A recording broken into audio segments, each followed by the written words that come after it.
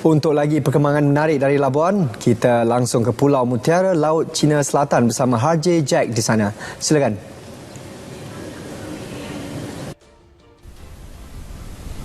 Baik, terima kasih Sahi. Kita mulakan dengan laporan ini. 4,000 asnaf di Labuan menerima manfaat menerusi program Kasih Asnaf Zero Hunger melibatkan peruntukan 14.4 juta ringgit. Pemangku Ketua Pegawai Eksekutif Majlis Agama Islam Wilayah Persekutuan Mawib, Muhammad Nizam Yahya berkata, setiap asnaf menerima peruntukan RM150 sebulan selama 2 tahun yang dikreditkan terus ke akaun e-wallet Boost penerima. Selama tempoh kontrak 2 tahun. Apa yang istimewanya kelainan inisiatif ini? Sebelum ini, kalau kita bagi bantuan kewangan bulanan sebanyak RM500, so RM500 itulah akan digunakan untuk beli beras, untuk beli minyak masak, gula, tepung dan sebagainya. Tetapi melalui inisiatif ini, RM500 yang kita bagi itu adalah untuk keperluan keluarga. Dan kita tambahkan RM150 khusus untuk mereka membeli makanan.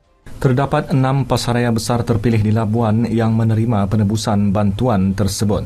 Beribuan terima kasih kepada pihak Mawib yang telah membantu saya selama ini. Saya mendapat bantuan bulanan sebanyak 400 satu bulan dan ditambah lagi 150 untuk beli barangan. Amat mudah. Anda payah lagi bawa duit. Maklum saja macam saya ni sudah tua, kadang-kadang terlupa. Jadi sekarang amat senang.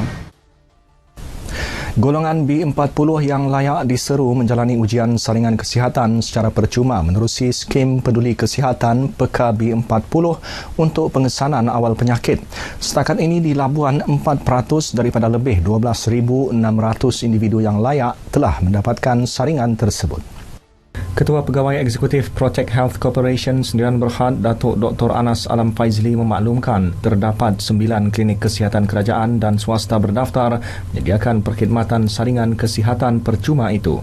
Program PKB 40 daripada Kementerian Kesihatan ini adalah satu program yang baik di mana kita mahu wujudkan kesedaran kesihatan yang lebih tinggi di dalam kalangan rakyat B40 terutamanya. Jadi tujuannya adalah untuk menyaring awal.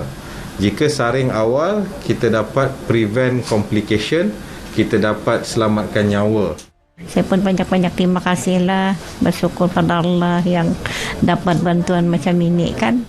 Terima kasih kepada kerajaan pada PK B40 untuk bantuan kesihatan percuma.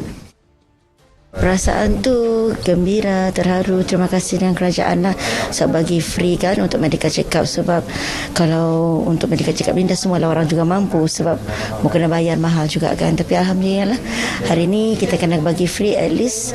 Alhamdulillah, terima kasihlah dengan kerajaan. Perkongsian inovasi dalam kalangan guru-guru perpustakaan dan media menjadi kaedah terbaik dalam memupuk amalan membaca dalam kalangan pelajar sekaligus memacu kecemerlangan pendidikan.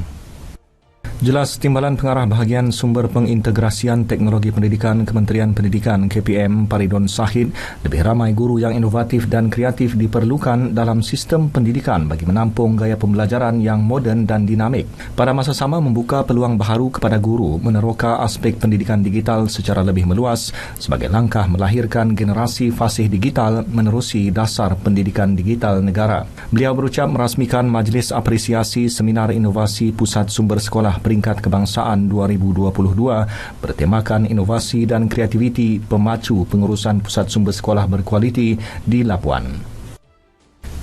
Permohonan pembinaan 250 unit rumah kuartus baharu untuk kaki tangan Istana Negara dan Parlimen sedang dipertimbangkan Kerajaan Persekutuan di Jalan Ledang, Kuala Lumpur.